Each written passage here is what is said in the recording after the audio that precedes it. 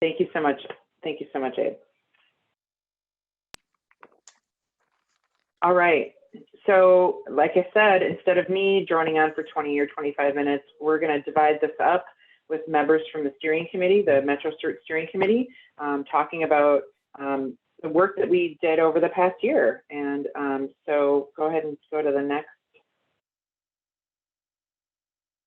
slide. Remember who's first. It is Jen McLaughlin from the city of Woodbury, longtime member of the Metro CERT steering committee. Go ahead, Jen. Hey there, does it work?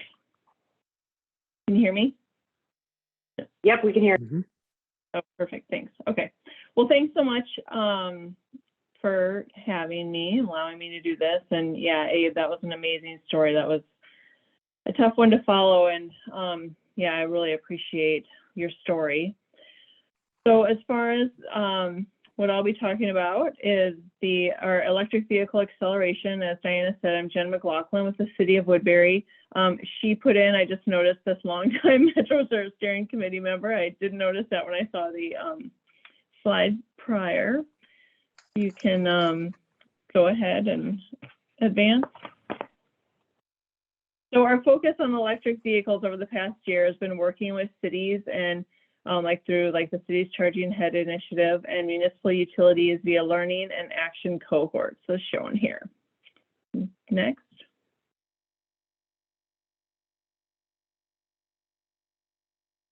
CERT launched the Powering Ahead with Vehicle Electrification, which is PAVE, cohort in March of 2020 to help municipal utilities accelerate deployment of EVs. There were 24 representatives in that initiative from 16 municipal utilities across the state. Next.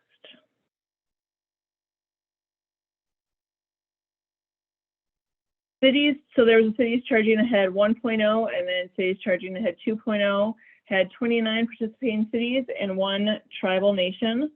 There were 3 cohort sections: charging, fleets, EV readiness, and an EV boot camp. It was launched in September 2020 after a successful first cohort in 2018 and 2019. Next.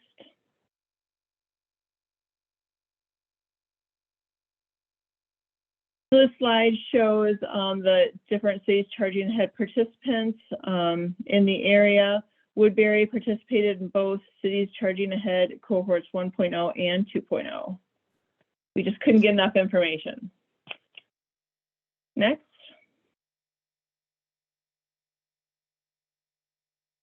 So those cohorts help the city with information resources and motivation to add additional EVs to our fleet, as well as our first level 2 charger. At one of the meetings, we heard from, I want to say it was Dinah, but I might be wrong, that they had White Bear Mitsubishi come out and do kind of a ride and drive event for their city staff. And so I mimicked that effort. Prior to this, the city had been reluctant to add any models of vehicles that were not already in our fleet.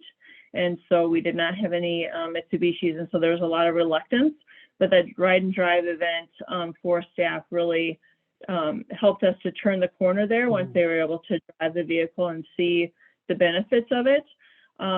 So we, shortly after that event, we bought our first Mitsubishi Outlander that was added to our public safety fleet. And since then, we've added 6 Outlanders, which results in 8 plug-in hybrid electric vehicles because we had 2 Chevy Colts prior to that. And then this past year, we added our first level 2 charger. It was installed at Fleet Services. In 2022, we have budgeted 2 of the Ford F-150 EVs and 2 additional PHEV SUVs.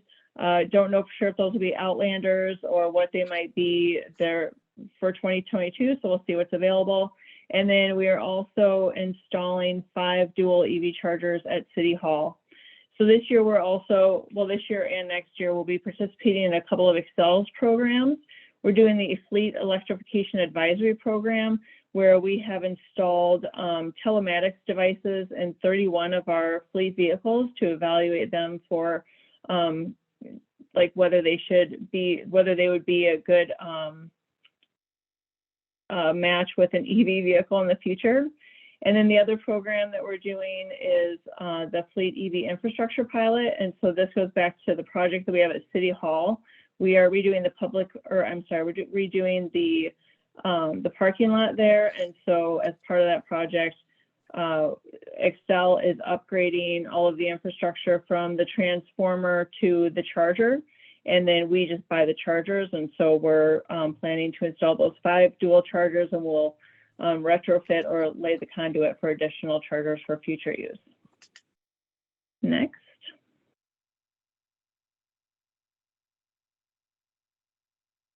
So communities engaged as part of the EV cohort efforts. This is like love the selfies that Diana always does here.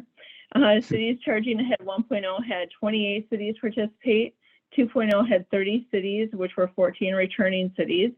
PAVE is 16 utilities for a total of 74 communities and 60 unique cities. So getting the word out there and really helping these cities and utilities make a difference.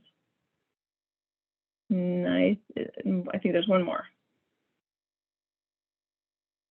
All right, what's next? Focus on Greater Minnesota. Also celebrating National Drive Electric Week, which is September 25th to October 3rd, next week, by launching a new EV resource database. And then there will also be the first EV event in Roseau, I hope I pronounced that correctly, in Minnesota, September 29th. And I think that's it. Thanks, Jen. So let's turn it over to John. Great, thanks, Diana. So what I'm going to do is fly through these. I've kept a lot of content on the slides themselves. I'm not going to read them to you because they are available through CERTs, and so you can get specific information as we go. So next.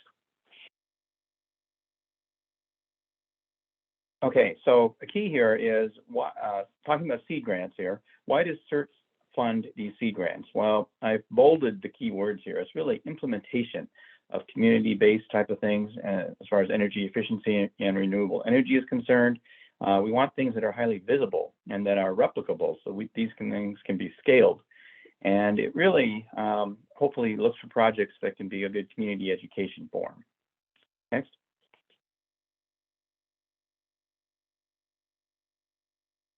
So the way the CERTs seed grant funding is set up is traditionally it's been $20,000 in each one of the regions, and this year is amazing. Through a donation, each region, this is a big deal, will be able to grant $30,000, and so we'll be starting to do that. Diana's looking for a time right now in November or so. We'll get together and go over these different projects.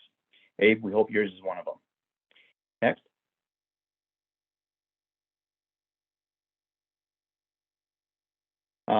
Key basics here, there's a lot of detail in here, but the key things to keep in mind is really it's oriented towards covering labor costs and certain things that are eligible, certain types of materials and supply. But for the most part, the takeaway here is labor-oriented things, not buying buildings or equipment or hardware and that sort of thing. And typically speaking, in the past, we funded $500 to $5,000. So next. There's a time lag here in there we go. The key thing here is really a preference for underserved audience. And so the way that CERTs defines that is those who spend more than 5% of their income on energy costs. And also the Black, Indigenous, and people of color immigrants, low income, disabled women, LGBT communities, and geographically isolated communities. So those are key criteria that we look for in choosing the recipients. Next.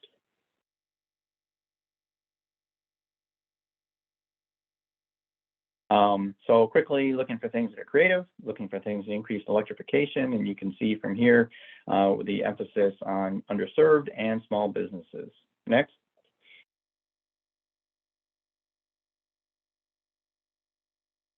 Timeline, it's happening right now. And so you can see the dates on here. The key is October 8th is a deadline to submit. And so by the end of the year, we'll be announcing which projects are chosen. Next. And Chris, if you would just next, if we just quickly flash through just 3 examples, Solstar, next.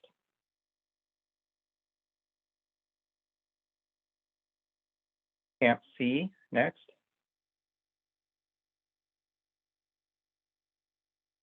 And finally, an EV spot network. So those are just a quick review. That was my last slide, other than if you would go to the next one, Chris, just saying, please download this so you can get specifics on it and help us spread the word so we get the right projects in here to evaluate. Great. Diana? Awesome. Thank you. So good on time. All right, next. Stacy, come on down.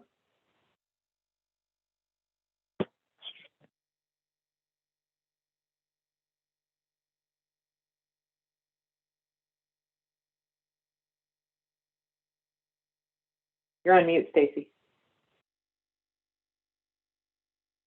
Can you hear me now? Okay. Yes, we can.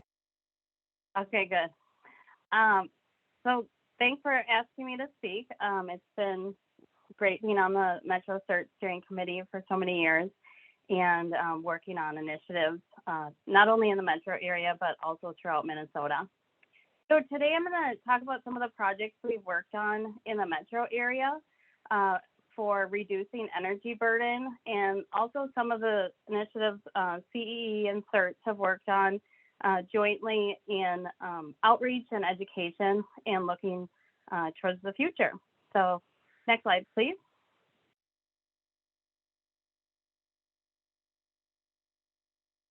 I think most people are familiar with what an energy burden is, but it is the percentage of household income that's spent on energy costs. And here, since we do live in a pretty extreme climate, we spend nearly an average of $2,000 a year on our utility bills. And so this disproportionately affects under-resourced households for many reasons, but it is a larger percentage of the income that they bring in.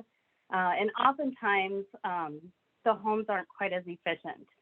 So the goal in Minnesota is to get to the average household spending less than 4% of their income on energy bills. And so I'm just going to talk about a few solutions towards reaching this goal. Next, please.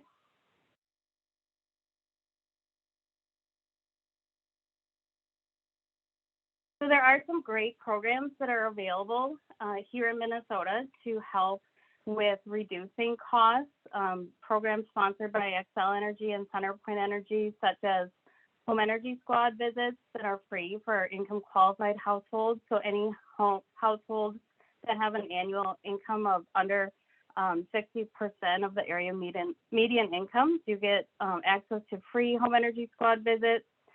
There's also connection to other resources that are available to people at a home energy squad visit. So things like the home energy savings program that helps income qualified households get higher efficiency window air conditioners, freezers, refrigerators, if the ones that they have are older and inefficient. There's also some great energy assistance and bill payment programs that are available to helping people pay less towards their energy bills, so it's less of a burden. And then there's great weatherization programs that are also available throughout Minnesota. I wanted to highlight one of the things that we recently started working on, and CERT has helped promote. So anyone who is income qualified that has a free home energy squad visit, upon completion, they also get a $20 market bucks certificate to spend at their local farmers market. And so that's really great because it's really a goal to integrate energy, health, housing, and education, bring all of these together so that we're really looking for solutions holistically to getting people to a better spot. So, you know, they're learning about energy use at a younger age, they're healthier, bills are less, so they have, you know, a better pathway towards taking advantage of resources that are available to Minnesotans. Next slide, please.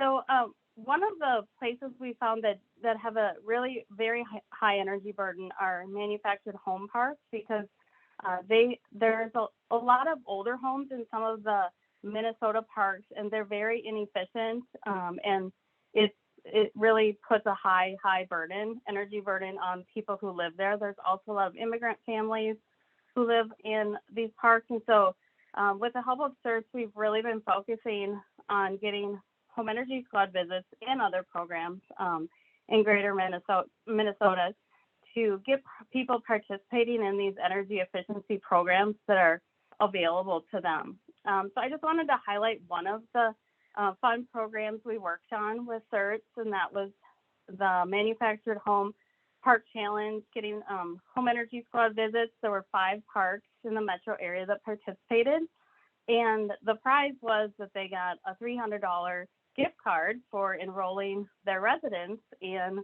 home energy squad visits. So this was another great way to integrate community involvement, energy efficiency education, and then just really trying to bring people together to talk about solutions, raising everyone's vote together. Next slide, please.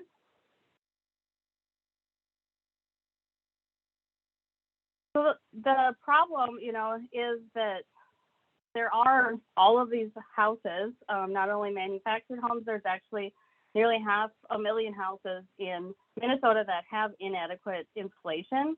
But one of the big problems is that there are not enough people working in the fields of energy efficiency and clean energy. The studies have shown that within the next 5 years or so, at least, about a third of this workforce that's been in doing these very important skilled trade jobs will be retiring. So we would really love to be creating pathways for, women and people of color to be entering this workforce more than they have been in the past. So, looking at the problems that exist, energy burdens, getting people on a better pathway towards learning about energy at a younger age. Another solution that has been a privilege to work with Metro CERT on this year, next slide please, has been some youth programs where we have interns. Joel and I worked with the YWCA and Urban Roots, which were mostly focused on areas of concentrated poverty with the people they had in their internships. And so we did 6-week sessions just talking about the different green or clean energy, energy efficiency career paths that people could take. And just really trying to not only, talk to people who are 16 to 20 years old, but even looking at people that are younger. So this has been a great thing to work on, and we're hoping that some of these people are able to take advantage of Xcel Energy's workforce development program that should be starting next year. So thank you for the time, and we're looking forward to that next year. Thanks, Stacy. All right, Bill Sirks, your turn. You're up. Okay, can you hear me? Yep. Okay. Oh, good. Okay, hopefully this will go good. I have my assistant who I'll show you at the end of this who just joined me, and she can bark. So hopefully she'll be okay. So this is the CERTs Solar School update in about 3 minutes. And there's 3 points that I want to cover that hopefully you'll remember when I'm done, because one of them is a request for you. And if you can go to the next slide, which is my last one. There we go. Okay, so the first point is that school districts are a huge potential impact for us. There's 336 school districts in the state, and those school districts have over 2,400 school buildings, plus a lot of other facilities. So there's a lot of built infrastructure to work with. And even more importantly, there are over 845,000 K through 12 students enrolled in Minnesota, and with their families, we can reach a fairly significant percentage of Minnesota's total population to help educate them, not just about what solar can add to their school district, but how ultimately solar can play a big role in helping to change our dependence on fossil fuels in our society. So as you can see, over 60 of the 336 school districts are integrating solar in some way. There's more potential for those school districts, but then obviously there's 270 or so districts that haven't really explored solar and what it might do for them. So I could talk about a lot of the great projects in those 60 school districts, but I'd really like to just focus on two main points. One is going to potentially embarrass Peter Lindbergh, but the first point I'd like to make is that I think what best describes CERT's value and role with schools is one word: trust. And what I mean by that is when a school official in a district tries to figure out whether solar is a good fit for that district, it's a complex decision with a lot of different factors that they have to go through. What does solar make sense? What kind of project would it be? How much is it going to cost? How much money will it save, and in what time frame? How do you pick a solar contractor? There's lots of questions. And what CERTs brings in particular is Peter Lindstrom really has worked in this area for a few years now, or a lot of years, and really knows this area and can basically guide a school through the whole process from concept to how do you integrate the curriculum and what we're building at our school. So in addition to kind of this comprehensive approach that he can bring to help a school out, the other two things that really help build trust are this assistance that CERTs provides is free. So there's no cost to the school and no incentive therefore for Peter to spend a whole lot of time and get, build a school for a lot of money, or it's basically as much as that school district wants to talk and learn, Peter's there to help. The other really big thing in the trust is that CERTs has no financial ties with any solar project or company. So whether a school district chooses to do a little, a lot, or nothing, there's no financial incentive for CERTs. So the school district can be confident that what they're going to get from us is our best advice and assistance to them on what seems to be the best approach for them. So the other point I'd like to make is just really a plug for helping us to reach the potential here.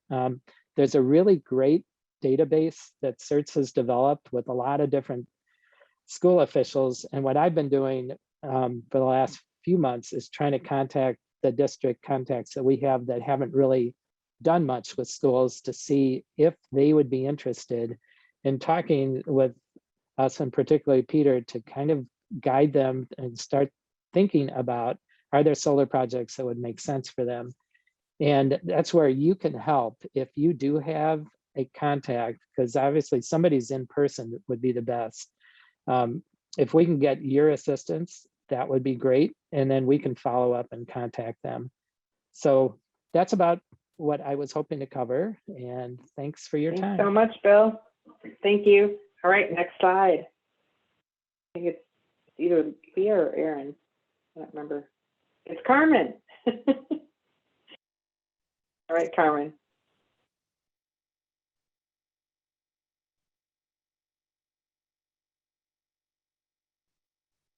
You're on mute. You're muted, Carmen.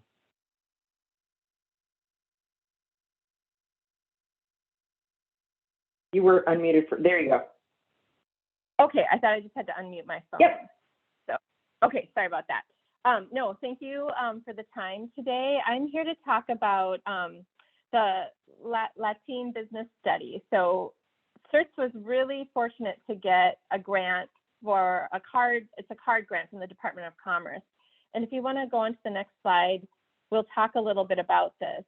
And this is actually a nice kind of reflection on the Lake Street project, because it was somewhat the inspiration of taking all the success on Lake Street and working with immigrant communities and small businesses and looking at a state level focused on the Spanish speaking communities in our state. So CERTs applied for a grant through the Department of Commerce and was happily awarded it. And they're working with COPAL and also U of M Extension to implement this research project. And the goal is to really see if there, what kind of uptake there is in utility programs that can help small businesses, and also to identify better ways of doing that in the future. So it's going to involve a lot of interaction with the business communities in 4 different locations across the state. And you can see them highlighted in little stars. And the next slide will include more details about those particular communities. So if we want to go on to the next slide, please. So we're going to be working with, we are working with Austin, West St. Paul, Wilmer, and Worthington. I think another great aspect of this community is it's a mix of community types, so different size communities, and really trying to understand how can energy efficiency be an important part of these businesses, similar to the discussion we had around Lake Street, and that there's a lot of opportunity to save money, but we need to make sure these programs are designed in such a way that people can access them and understand the benefits of them. So that's really what this study is intending to do. And so there's, as I mentioned, a lot of interaction with the community themselves. So kind of as we speak, there's been interviews going on in these communities. There's going to be detailed interviews happening. A statewide survey is going to be launching later this month. So a lot of activity right now, gathering information, gathering input and insight, with the goal of disseminating the project results in the spring of 2022. And so there's a great blog written about this that you can access on the CERTs website. So we encourage you to follow along and see how the project's going. And I'd just like to say that it's been a pleasure. I've been on the steering committee of this project, as well as on the CERTs Metro steering committee. And I think it's a really great effort, and they have great folks working on it. Thank you. Awesome. Thank you for being on both. All right, Leah Henniker.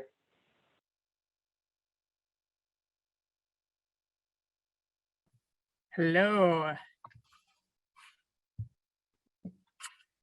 Hi. Well, I guess I can't see my screen, so I'm hoping I'm sharing everything. But I'm Leah Henniker. I'm the energy manager at Hennepin County, and I have been reviewing the cost share grant applications for the last few years. So I have a little bit of insight on these cost share grants, and this is provided primarily, the one that we're going to be talking about is provided through the city of Minneapolis, but I am seeing a lot more other cities looking at adapting similar programs with some sort of grant program to help support businesses in energy efficiency and sustainability opportunities. So the city of Minneapolis is really focused on supporting projects that kind of fall into these categories. The biggest one is, solar, and there's 3 types of solar. There's, the smaller size solar, the larger size solar, and then there's the group projects where a bunch of either homeowners or business owners come together and put in a project as a group, and that oftentimes gives you better pricing. There's also a grant funding for energy efficiency projects, which would be lighting. Lighting has to have some sort of control aspect associated with it. And then HVAC, if you're replacing boilers or other type of equipment, rooftop units, other control strategies that you might find you save energy efficiency. We've seen some really creative ideas here. And then we've seen just a lot of really simple projects that are just straight up energy savings based on lighting change out. So a lot of good opportunities there. And then the ones I'm a little bit less familiar with that are also supported are, pollution and greenhouse gas reduction projects, which would be, looking at pollution reduction specific projects, vehicle repair, service and maintenance. And they're really looking at ways that people are reducing air pollution from those processes. And then green business refrigeration, also looking at how they can reduce, the CFC reduction in the air. So next slide.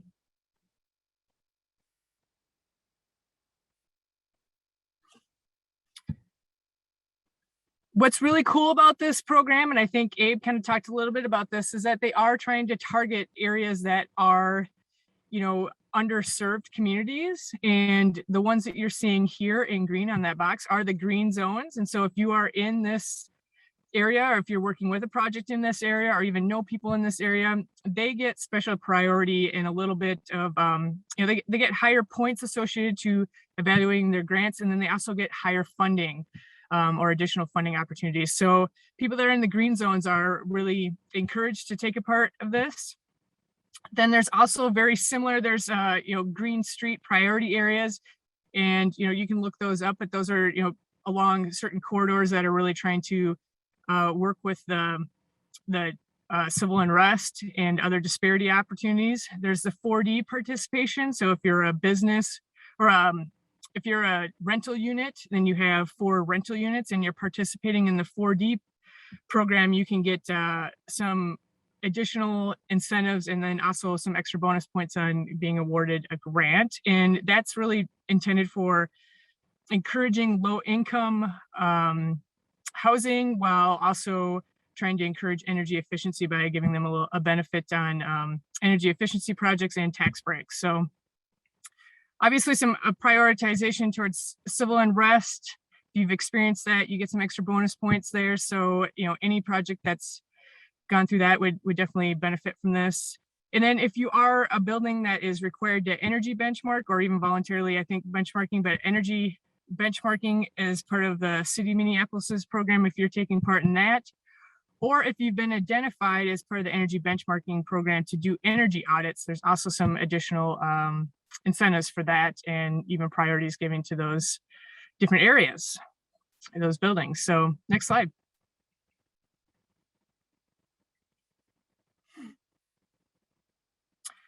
So funding, this is something that we pay already for. So if you are in the city of Minneapolis and you are paying a natural gas or electricity fee, you are paying a city franchise fee, and the city franchise fees is actually paying for this grant funding. So it is advantageous that, if you feel like you have a project that would qualify, it's great to get some of that money back. Everyone is paying in, large corporations, small corporations, everyone's paying a franchise fee as part of the utility bill. So it's a great opportunity to try and use some of that money towards projects that would benefit you. So you can see here, here's an example of what your opportunities might be as part of the energy efficiency standard grant incentive rates and qualifications. I couldn't go through this in any short amount of time because it varies for every different opportunity. And it also varies based on if you fall into any of those priority zones. The one thing I do want to mention is that there is matching. These are matching grants. So obviously you need to be paying your portion of it along with the city's. The city will match whatever a portion you're putting into, as you can see in this graph, up to a certain amount. And then the maximums vary based on the different opportunities and then your priority levels. And if you are looking at applying for one of these grants, which I highly encourage you to, there is some stimulus money coming through right now. So they do have some extra money, along with even finishing up the rest of the money this year. So there's just a lot of money. If you do put in a grant application, I do review them. So the one thing I would give you as a tip is please fill out every question. The more information you can provide us, the more likely you're going to get a higher score. So really put some time and effort into it. Show that you spent some time and effort into it. It's not that hard. The questions are really easy. But we really like to see people really wanting this this grant money for good purposes. So yeah, that's the best I can give you on the grants for the Green Cross Share grants from the city of Minneapolis. Thanks. Thank you, Leah. All right, next slide. Aaron Smith.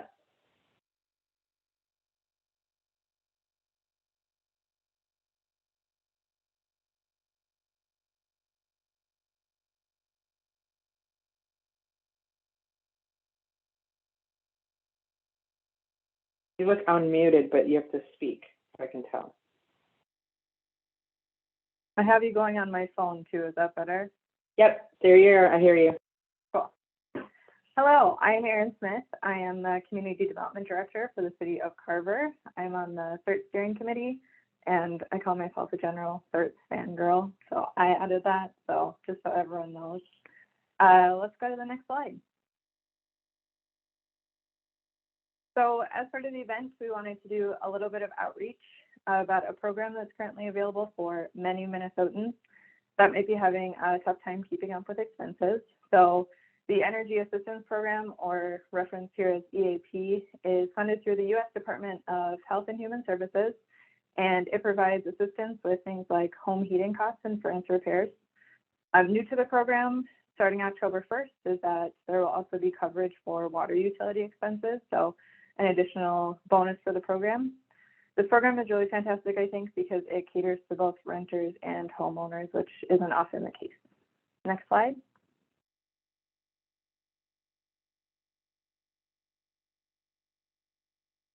So things that the program will cover: payment of energy bills, utility disconnection charges, fuel delivery, and replacement or repair of broken heating systems. With the application to the EAP, applicants also qualify for weatherization assistance through the program, which I think is a really great benefit as well. Next slide.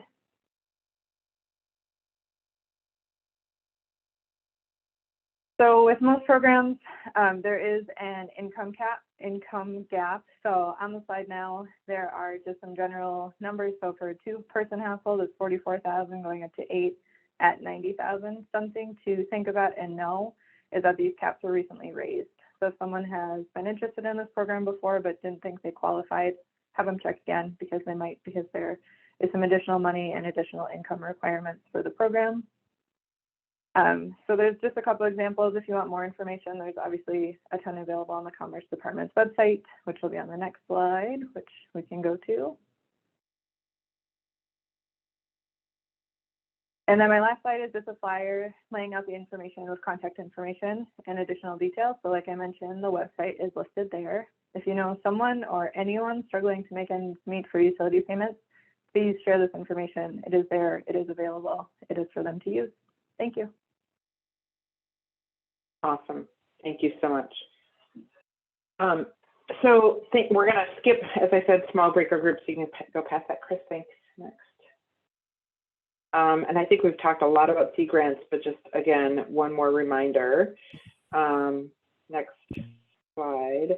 You know, we've seen this, they're all over the state. Go ahead to the next slide. We're having an impact. We've talked about it. We've given out over $1 million in the last, I can't math, 15 years.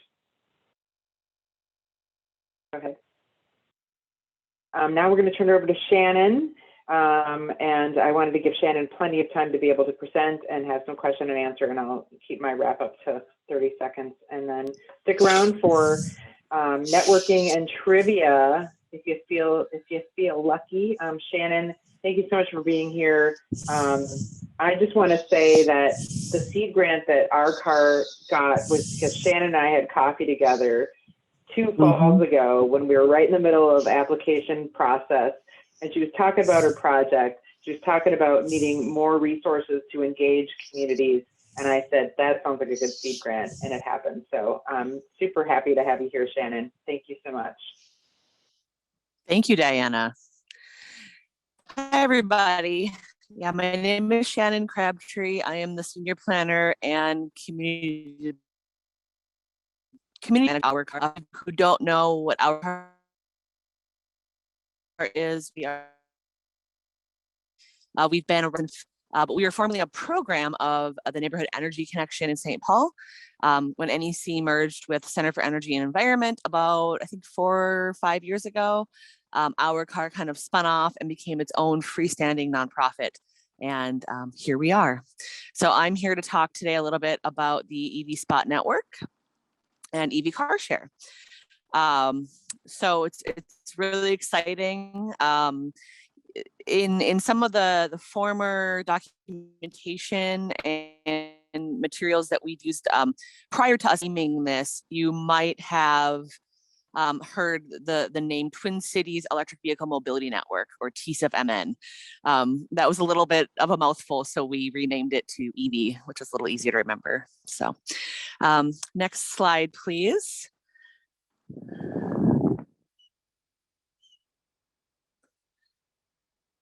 I just want to give a big shout out to Metro CERT for the seed grant and the opportunity, and Diana for us. I know my one of my former colleagues connected us, and we were able to sit down and talk about the project a little bit and our need to get a little bit more funding for engagement. This is a pretty hefty project, but there wasn't a lot of money for engagement. So we were trying to find creative ways to sort of fill those gaps so that we could pay our community members and our community-based organizations that we partnered with for their time and energy that they put into the engagement portion of this, which is what I'm really going to focus on a lot today.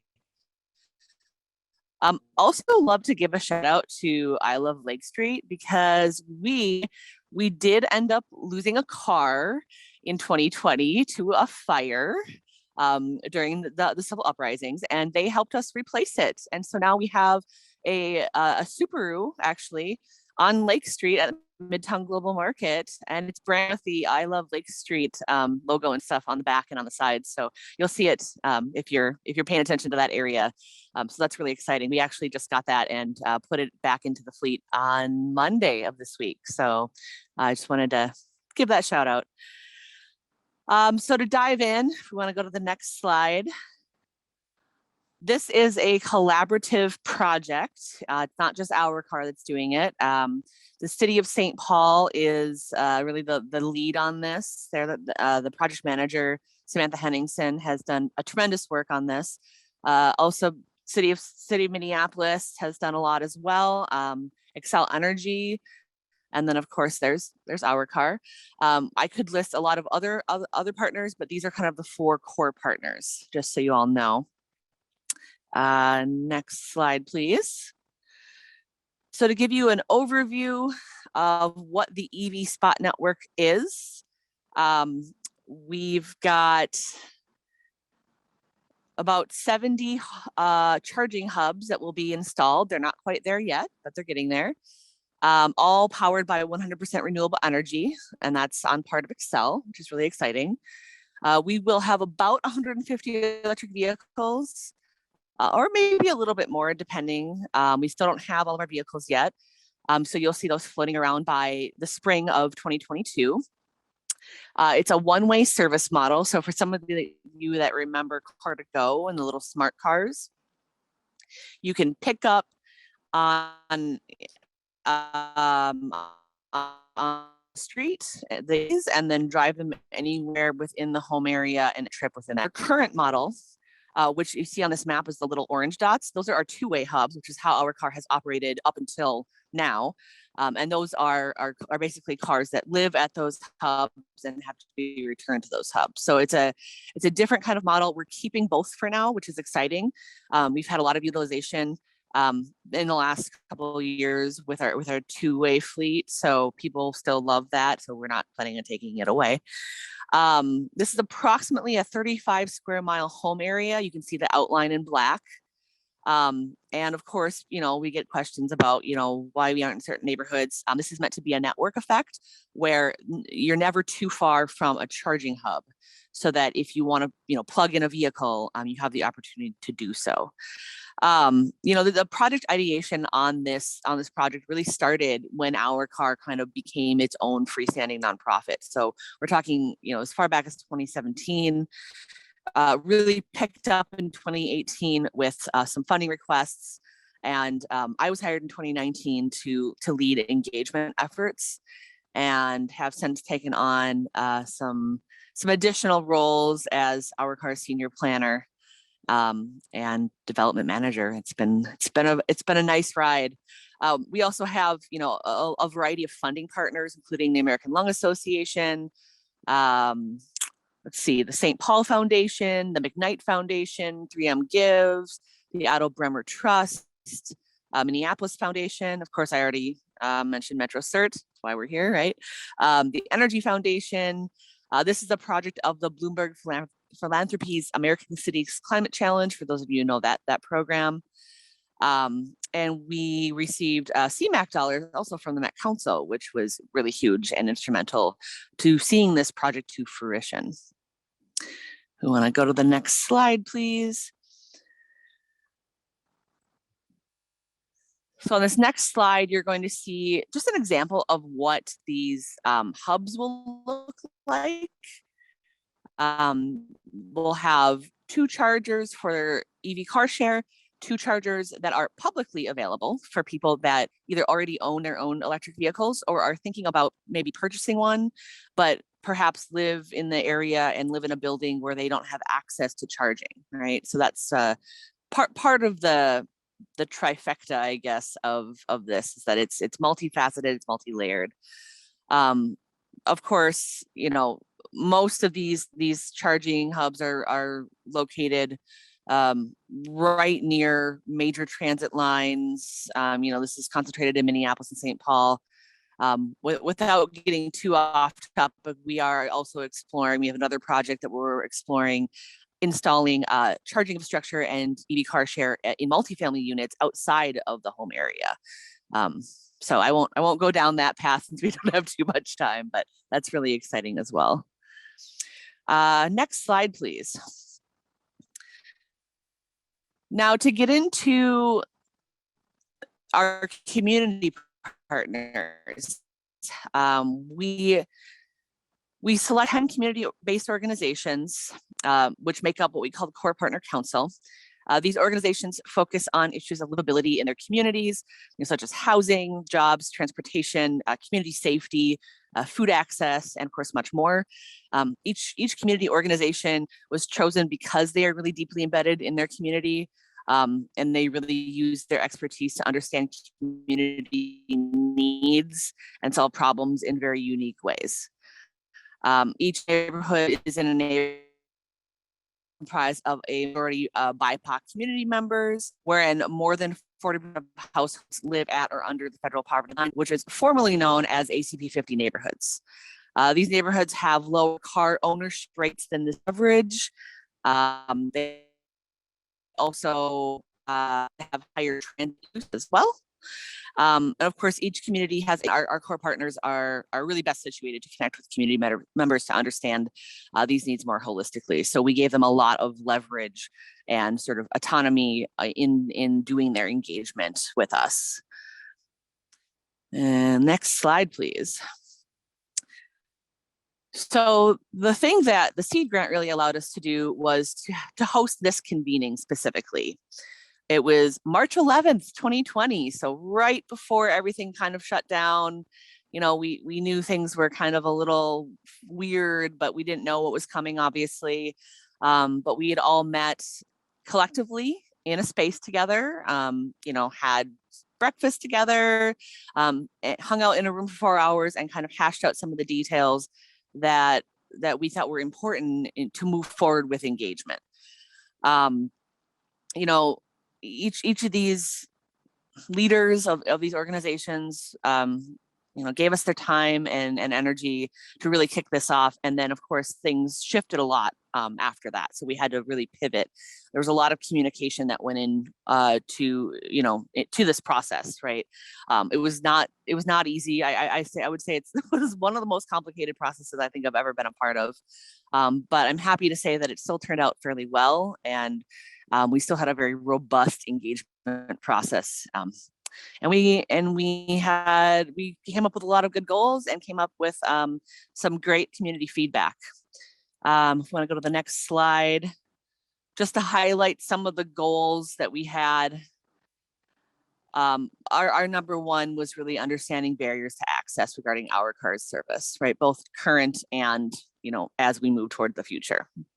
We had a heavy education component, which I would say we're still love, really trying to make sure people understood how electric vehicles work, how car sharing works, and so on and so forth. Really informing people about the addition of the publicly available charging. You know, again, that's still ongoing. We don't have the network up and running yet. So you're going to see a lot of engagement around both of these two things as we move into 2022. Affordability and the most accessible methods of payment was another thing that we really touched on, and we heard a lot from our community about. And I'll talk about solutions to this too, but before we get there. Another thing too that that I was specifically hired to do was to, foster relationships with our community orgs and kind of grow those, right?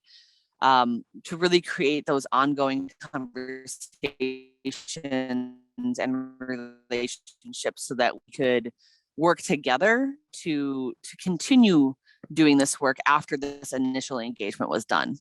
I'm happy to say that Powderhorn Park Neighborhood Association and Painehaven Community Council are two of those organizations that we have been working really closely with, and they are currently helping us do engagement in these 10 partner neighborhoods right now as we speak.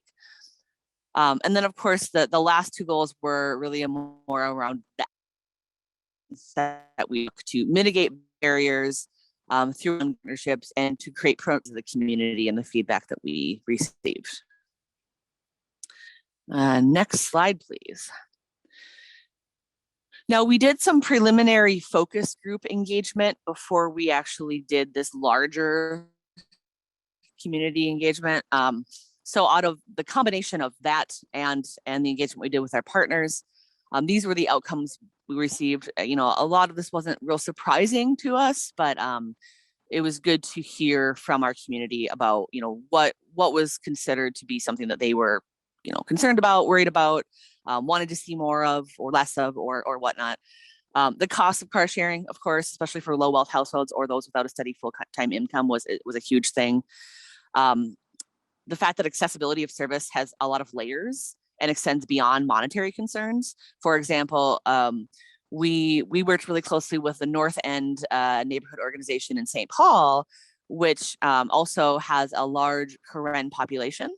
And we heard from that community specifically that they really wanted to see 24/7 real-time translation services integrated into how we operate, which I'm happy to report that we have contracted with Language Line, and they've been doing a fantastic job of dealing with that in real time. A greater availability of vehicles and locations, which is something, again, that we're still working on launching since we're getting this whole system up and running. Being able to connect to multiple modes with car sharing, right? So not just transit, but scooters, bike sharing, all sorts of different types of transportation and mobility services that people want to be able to use sort of in conjunction. And then of course, COVID-related cleaning and sanitizing. We really ramped that up during lockdown so that we could still keep cars safe for our members, HEPA air filters, consistent cleaning schedules, alcohol wipes in the cars, things like that, which really eased people's minds, and we are continuing to do those things today. Next slide, please. So I made a chart to sort of illustrate, how our community feedback has been implemented. And you can see from this, we sort of have the recommended actions on the left. So like increasing affordability, we have addressed that kind of in the front end, where we reduced our prices by about 40% for our two-way service, which has seen higher uptick of use, which has been great. We're also in progress of creating a community rate plan that's even more affordable than the prices that we've implemented. And we're working on with our technology provider to have a self-certification process. So people don't have to submit paperwork. They can kind of just say, yep, I meet these qualifications, check a box, and they're automatically enrolled. So it's a little bit less of a barrier. In the future, we are looking at programming and further subsidies that will help us connect specifically with organizations that are working on things like workforce development, or they have maybe like a social services component where we can partner and apply together for funding that would help subsidize the costs of our services even further to the community.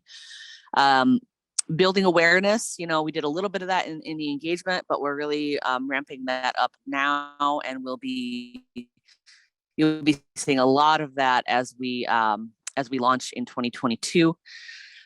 Making it easier. There's a whole list of things that we've done. We actually have an app for the first time ever, which is pretty remarkable considering it's 2021. But we also recognize that not everybody has smartphones, so we still allow people to access our service with their go-to card. They can swipe in and out of their cars with that. They can call us to make a reservation if they don't have access to a computer as well.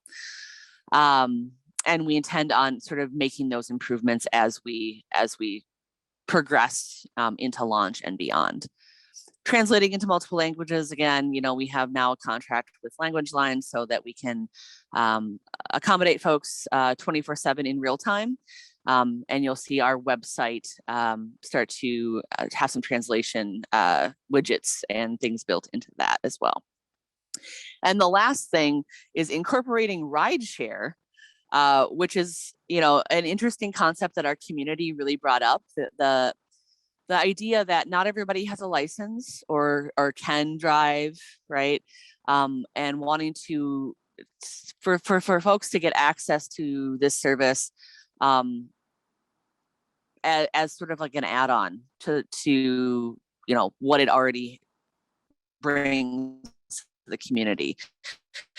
That idea of wanting to give back. We had one guy tell us that his neighbor always gives him rides to the grocery store, and he'd love to be able to reciprocate that, or just for somebody he doesn't even know, but that might live in his community that might need a ride somewhere. So that would be a technology integration that we would explore as we move further into this project. Okay, I think the next slide is the last slide. I put a link to the community engagement report that was published in February of this year.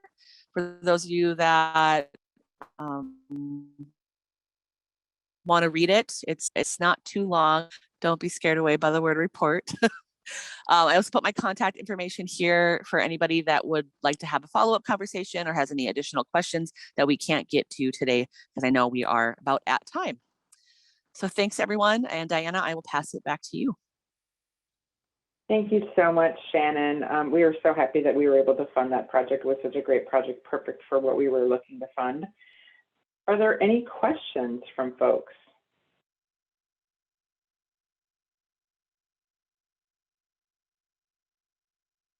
Didn't see any that I feel like this is Alexis. Can you hear me okay? Yep. Cool. I latched on to one nugget in your presentation, Shannon, that I'm so curious about is this language line. I've never heard of it, and sounds like it's a nice service for getting your services and content translated into other languages. And, how's that been going for you, and how does that work? Yeah, well, how it works is if somebody calls in and they need access to somebody in a language other than English, our member services staff would patch them through to Language Line, who then helps us if we don't know, or if the person can't tell us, helps us identify which language they need access to. And then it kind of goes from there. I can't actually speak to how it's going. We just contracted with them about 3 weeks ago, so I'm not sure how much it's been used. I can give you more updates once we're kind of up and running a little bit more. Part of this too is because the EV Spot Network was set to launch last week, and we've had a little bit of setback, unfortunately, due to a recall on the Chevy Bolts that we purchased. So we had to delay our launch a little bit. We're trying to figure that out. But I think as we get that service out there more, we're going to start to see more folks using it, and we're going to start to see more utilization. But Language Line has been around for quite a long time. I think they have over 200 different languages that they can translate, or have translators that work for them. So does it become basically like a three-way conversation where the person's on the phone with you guys and your customers? Cool. Yep. There's a question in chat too. I don't know if you can see it, Shannon, or if I could read it too. Can you describe trends in how people use the service? For example, do they use it multiple times a month? Is it a second car or a primary car substitute for people? The answer is yes to that, all of it. So there are plenty of like zero car households who use it multiple times a month to get to places that they maybe can't get to with other modes, or maybe it would take too long for them to take that trip on transit or a scooter or a bike. But there are also a number of households, mine included actually, that just have one car. So it kind of fills the gap of when maybe there are two cars needed in the household but only one car available. And yeah, I mean, that's kind of our target target demographic, I suppose, is those households specifically. We do have households and use it while when they need different plans that accommodate those different types of frequency of usage.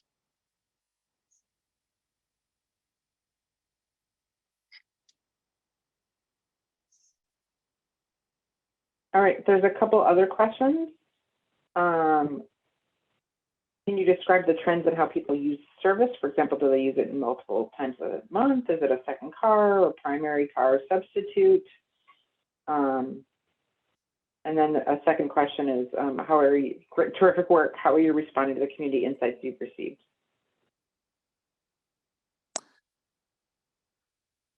So as far as the community insights, again, we're working to implement those into the service design, both through our technology platform and through our programming.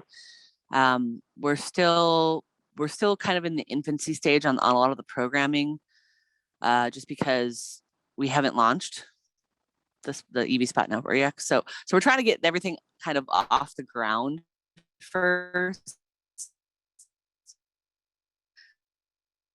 We're partnering very close with two organizations specifically that we're trying to get a little bit deeper with, so that we can create more capacity within those organizations. So that's Powderhorn Park Neighborhood Association and Plainfield Community Council, which of course is on the east side of St. Paul.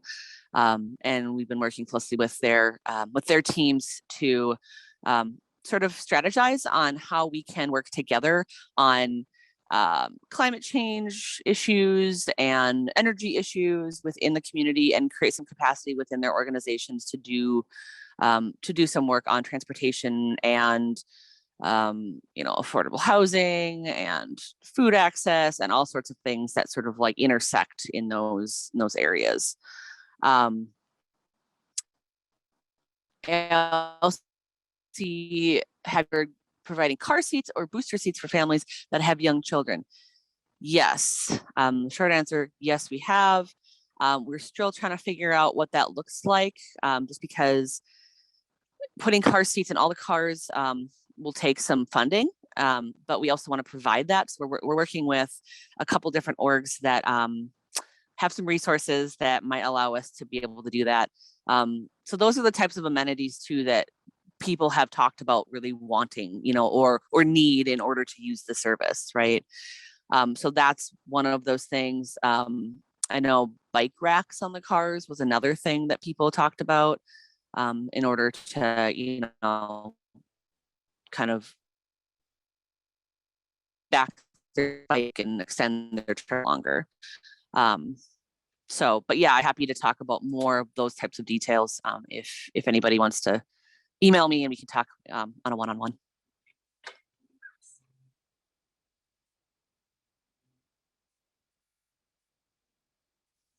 All right. Thank you so much. That was awesome. Thanks, Diana. All right. Yeah, thank you. Thank you. So we're a little bit over, but that's okay. Whoever is interested, questions, just thank you to our speakers. Thanks for attending. We'll send out an evaluation with email with links to resources and recording of the event. We will also include the link to a story about Abe and the HD laundry story. So more coming, and the write-up that was done by CJ Denny, our intern, is on about the EV Spot Network. So look for that coming soon. And then next, Reminder to apply for Sea Grant, share CERTs resources that you heard about today with others, and stick around for networking and trivia.